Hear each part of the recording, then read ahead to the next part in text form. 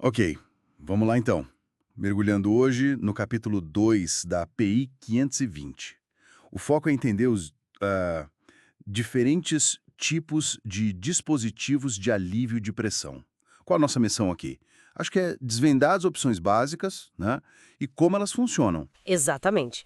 Vamos dar uma olhada nas válvulas convencionais, nas balanceadas, nas piloto-operadas e também, claro, nos discos de ruptura e naqueles dispositivos atuados por pino.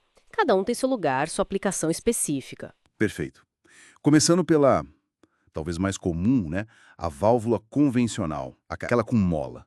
Como é que ela opera, assim, no básico? Olha, é um equilíbrio de forças, bem direto. A pressão do sistema, por baixo, empurra o disco para tentar abrir. Do outro lado tem uma mola, né, empurrando para baixo, para manter fechado. Tipo um cabo de guerra mesmo. Isso. E para gases e vapores tem um detalhe. Quando a pressão vence a mola, o disco levanta. E uma câmara ali dentro, a tal Huddling Chamber, ajuda a dar uma força extra. Aí acontece aquele pop, sabe? Uma abertura rápida e total. Ah, o pop. E para líquidos é diferente? É um pouco mais, digamos, suave.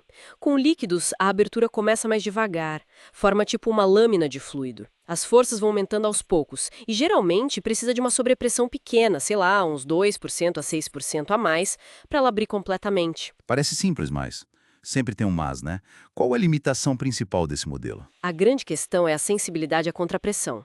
Pensa assim, se acumula pressão na tubulação de saída da válvula, Lá na descarga. isso, na descarga. Essa pressão age em cima do disco, ajudando a mola. O resultado, a válvula só vai abrir com uma pressão de entrada maior do que a que foi ajustada. Isso pode ser um problemão para a proteção do sistema, né? Peraí, então a pressão lá na saída bagunça o ajuste aqui na entrada. Entendi. E como é que a gente lida com isso? É aí que entram as balanceadas. Exatamente. As balanceadas foram inventadas para isso. Elas têm um fole, tipo uma sanfoninha metálica, ou às vezes um pistão balanceado. Uma sanfona. É, um fole metálico. Ele isola a parte de trás do disco dessa contrapressão da descarga. E o topo da válvula, o capu, é ventilado para a atmosfera. Com isso, o efeito da contrapressão na pressão de abertura é mínimo. Ela abre na pressão certa. Ah, bom. Resolve o problema da pressão de abertura então. Mas isso afeta mais alguma coisa ou é só isso? Afeta sim. Não afeta a pressão de abertura, mas pode afetar a capacidade de vazão.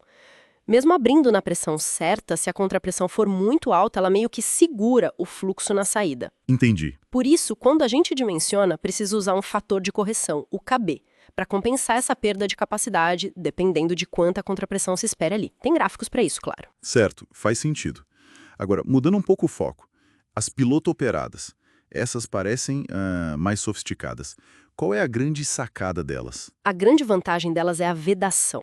Elas vedam muito, mas muito bem, quase até a pressão de disparo mesmo. Elas usam a própria pressão do processo de um jeito inteligente. Como assim? A pressão age em cima e embaixo de um pistão ou diafragma na válvula principal. Só que a área em cima é maior. Então a força resultante empurra para baixo, mantendo a válvula super fechada. Quanto mais pressão no sistema, mais força para manter vedado. Nossa, engenhoso isso. Usa pressão para vedar mais forte. E como ela abre então? Tem um piloto, que é um dispositivo pequeno, separado, ele fica monitorando a pressão.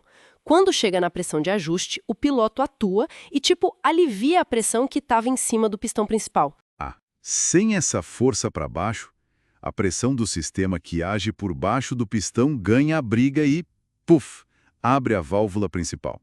Geralmente bem rápido. Legal. E tem tipos diferentes de piloto? Tem sim.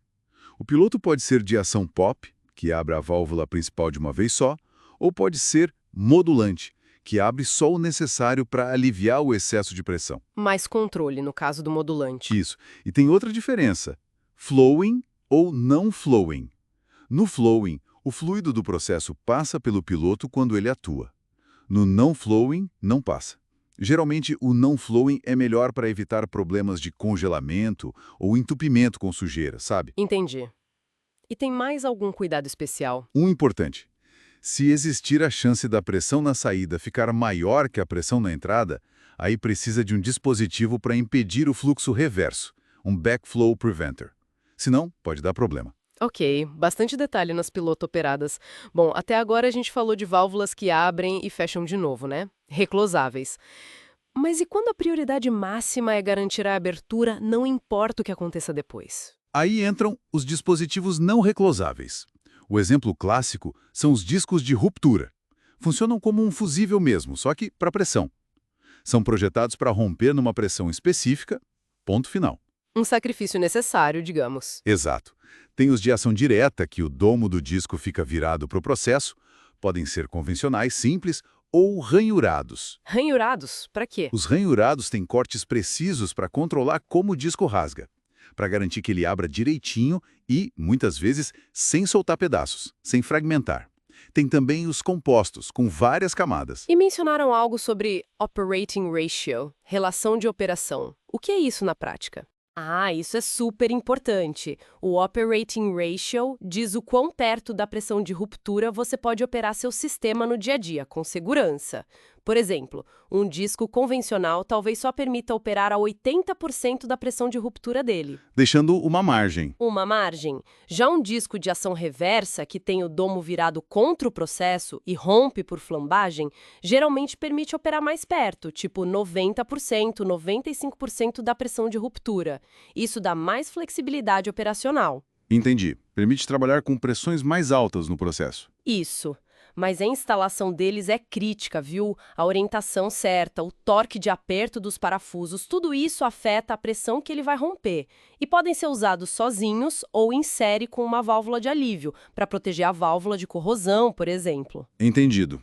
E para a gente fechar esse tour pelos tipos, tem os atuados por pino. Rapidinho, como funcionam? Também são não reclosáveis. A ideia é um pino calibrado que segura um pistão ou um plugue fechado.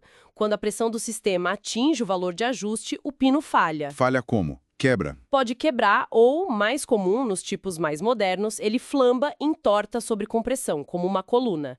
Quando o pino falha, libera o pistão e o dispositivo abre na hora.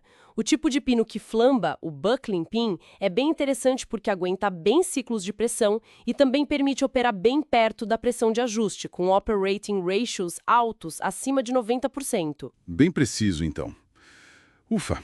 Então, o resumo da ópera é: temos as válvulas de mola, convencionais e as balanceadas para lidar com contrapressão. Temos as piloto-operadas, mais espertinhas na vedação. E temos esses de sacrifício, os discos e pinos, para quando a abertura garantida é a lei. Exatamente. E o ponto-chave, que não dá para esquecer de jeito nenhum, é a escolha do dispositivo certo depende totalmente das condições específicas do seu processo. Que fluido está passando ali? Qual a pressão? Qual a temperatura? Tem contrapressão? De que tipo? Precisa de vedação perfeita? O processo tem muitos ciclos de pressão. Muitos fatores. Muitos. Analisar tudo isso é fundamental para garantir a segurança. Não existe uma solução única que serve para tudo. Cada caso é um caso, e a escolha errada pode custar caro. Fica claro que a seleção é uma engenharia à parte, Sim. né? Não é só pegar qualquer um. Pensando nisso, com os processos ficando cada vez mais complexos e exigentes, o que será que vem por aí? Novas tecnologias para tornar essa proteção ainda mais, inteligente ou confiável? Fica aí a pergunta no ar.